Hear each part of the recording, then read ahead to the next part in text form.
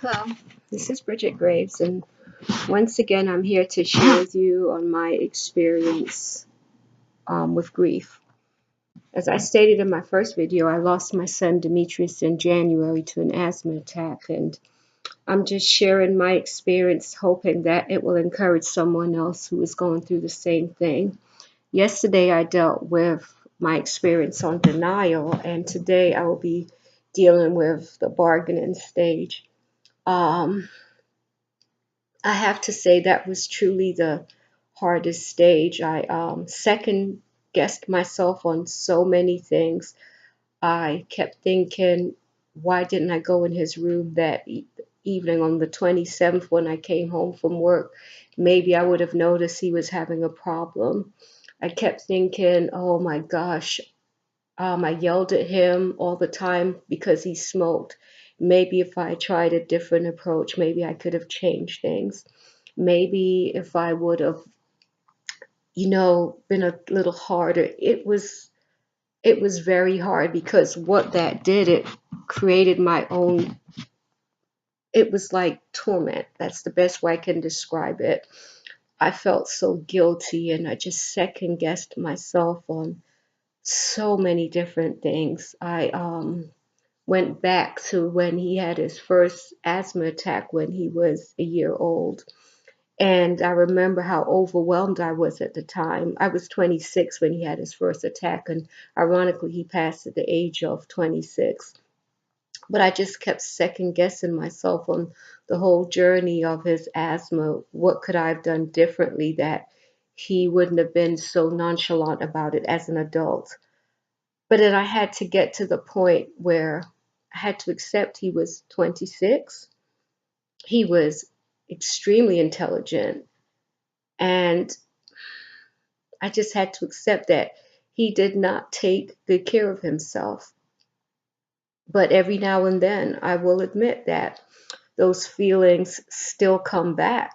And when it happens, I try to reason with myself or I'll talk to a good friend. And I will say I'm very thankful for the counseling process because um, it helped me to understand that the times that maybe I yelled or whatever it was, I was simply being a parent. Now, I will tell you that I have learned from this experience. If I had the chance to do it all over again, there are things I would have done differently. But I have to accept that I do not have that chance to do it all over. But what I can do is talk to other people, talk to other parents, and help them to understand how important it is to have good communication with your children, especially your adult children. It's a difficult thing, especially when you have young adults living at home. It's not the easiest thing, but I will say I have learned the importance of good communication. If you don't um, know how to communicate well with your children, go to a counselor. It may help, but to do nothing doesn't change anything. Um, like I said, this stage was it was very unsettling because it I beat myself up so much. I was a stay-at-home mom, and I dedicated my life to my children. I worked very, very, very, very hard with them, and I had to look back at that and remind myself that um, I love my children with all of my heart. There's nothing that I wouldn't do for them. I would have given my life for my sons if I could have done that. I don't think our children really understand how deep the love of a parent is.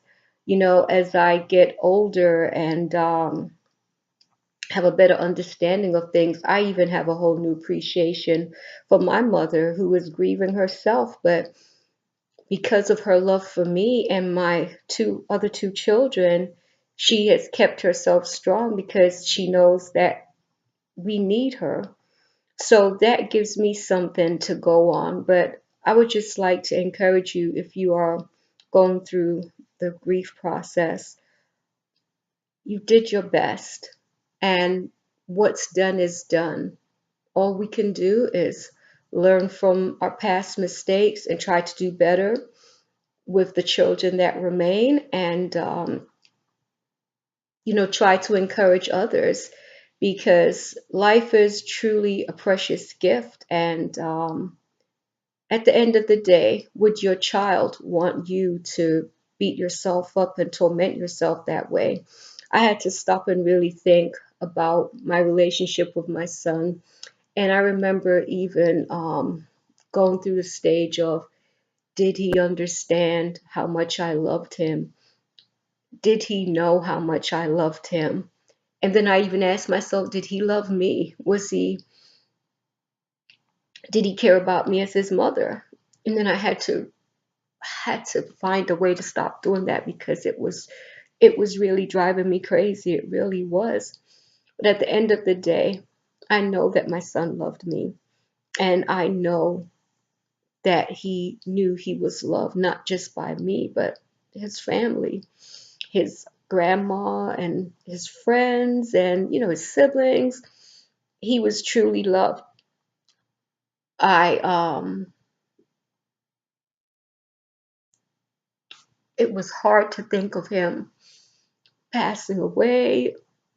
Was it peaceful? I wish I could have been there. I could have held him. I could have, I went through all of that. But then I just had to accept that, when he passed away, he was found in a position where it's obvious he was praying, and he had a rosary next to him.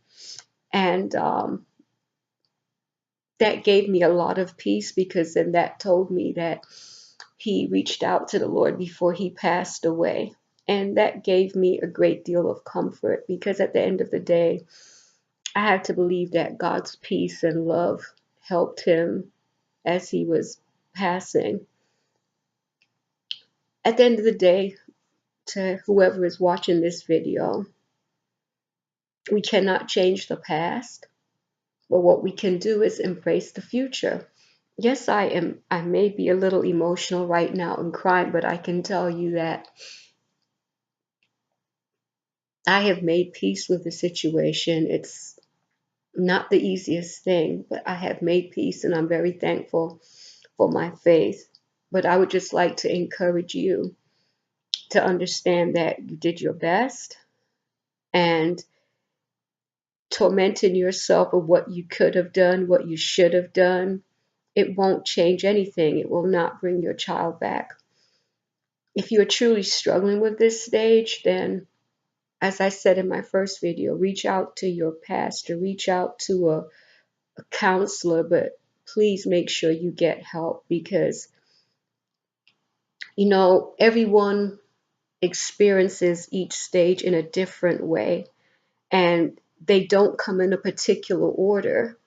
And there are good days and bad days. There are days that I can talk about my son and I'm fine, and I can talk about him an hour or so later and I'm crying.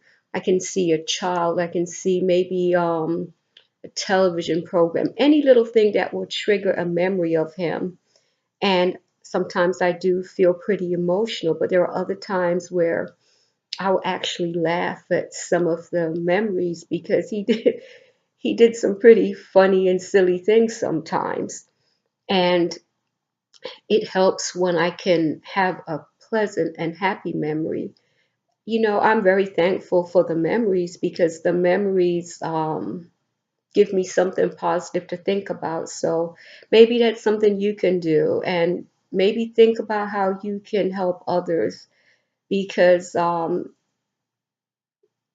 it's so easy to be swallowed up in this grief. Next thing you know, you're in this dark pit and you just do not know how to get out of it. So before it gets to that stage, like I said, reach out if you have a friend, a relative, but make sure it's someone who is understanding and someone that is a good listener, someone who will not try to tell you how to go through this process, because at the end of the day, no one knows what you're going through but you. It is a very painful process, but at the end of the day, pushing it behind you will not help you to move forward. You have to deal with it. I read a book on grief. I can't remember the author right now. And he talked about when we try not to deal with grief, it's like standing at the beach on the sand and the waves are coming at you and the big waves are coming and you're trying to stand up to the waves until eventually the wave will just knock you over. And I could really relate to that because I remember trying to be strong and trying not to fall apart, but it's just not realistic. Eventually, the grief will take over. So it's a process, and you just have to take it. I wouldn't even say one day at a time, as I would tell everyone, I'm doing it 1 second at a time. But I would just like to remind you that there is always hope. Thank you for listening, and have a great day.